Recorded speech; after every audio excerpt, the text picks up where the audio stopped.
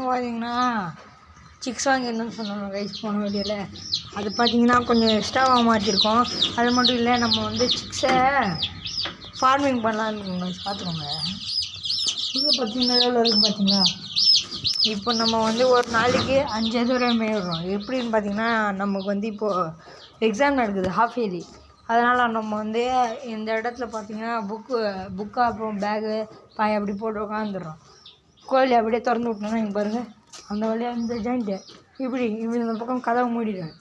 இதை வந்து பார்த்தீங்கன்னா எலி பூனெல்லாம் உள்ளே பூங்காமல் இருக்க இது மேலே வச்சுட்டு சைட்டை இது அந்த கோணல் இருக்குல்ல கைஸ், அதில் வந்து அந்த தெரியுற ரெட் கலர் ஃப்ரிட்ஜ் பாக்ஸ் முடி அது வந்து அங்கே போட்டுருவோம் கைஸ். இதுதான் நம்மளோட ஐடியா. பார்த்தீங்கன்னா நல்லா இருக்காங்க. சரிங்க கைஸ், நான் இதெல்லாம் எடுத்து வீடியோ போடுறேன். ஃப்ரெண்ட்ஸ் பார்த்தீங்கன்னா நம்ம கோழியெல்லாம் வெளியே எடுத்து விட்டோம். அங்கங்கே ஒன்று இது நம்மளுக்கு வந்து ஃபஸ்ட்டு எதிரி என்னன்னு பார்த்தீங்கன்னா காக்கா, அதுக்கப்புறம் பூனை, அவ்வளோங்க. அப்புறம் குழந்தைங்க, மெயினாக குழந்தைங்க தான் குட்டி இருக்குது அப்படின்னு சொல்லிட்டு பிடிச்சி பார்ப்பாங்க. ஒரு சில பேர் என்ன பண்ணுவாங்கன்னா அப்படியே அமுக்கி வச்சுருவாங்க கைஸ். நம்ம பார்த்திங்கன்னா நம்ம ஃப்ரிட்ஜு டேங்க்கு மேலே தான் வச்சுருக்கோம், தொட்டி மேலே. அதனால் இப்போ நல்லா மீனெல்லாம் ஹெல்த்தியாக தான் இருக்குது. தண்ணி மட்டும் கலர் மாறி இருக்குது கைஸ். அதை வந்து கொஞ்சம் நல்லா மாற்றிடுவேன் தண்ணி. பாருங்கள், இப்போ ஃபுட்டு போடுறேன். ஃபுட்டு வாங்க போட்டேன்னு பாருங்க, வந்து சாப்பிடும். ஃபஸ்ட்டு வந்து எடுத்த உடனே கப்பி தான் கைஸ் வருது. அதனால் நம்ம அப்படியே மூடிடலாம், எல்லாமே வந்து சாப்பிடும். அதுக்கப்புறம் நம்ம வந்து குட்டிங்களுக்கு வேறு ஃபுட்டு தான், குட்டிக்கு வேறு ஃபுட்டு கைஸ். பார்த்தீங்கன்னா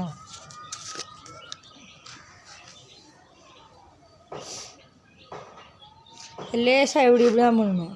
இப்படி பண்ணாலே போதுமா, அந்த அக்கா சொன்னாங்க. கொஞ்சம் லைட்டாக தூவி விட்டால் போதுமா. அதுக்கப்புறம் பார்த்திங்கன்னா நம்ம கோழிக்கு வந்து இதில் வந்து ஃபுட்டு வச்சுருக்கோம்.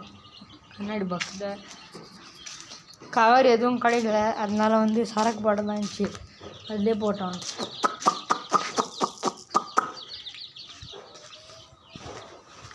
பார்த்திங்கன்னா நம்மளும் துரத்திட்டு வருது.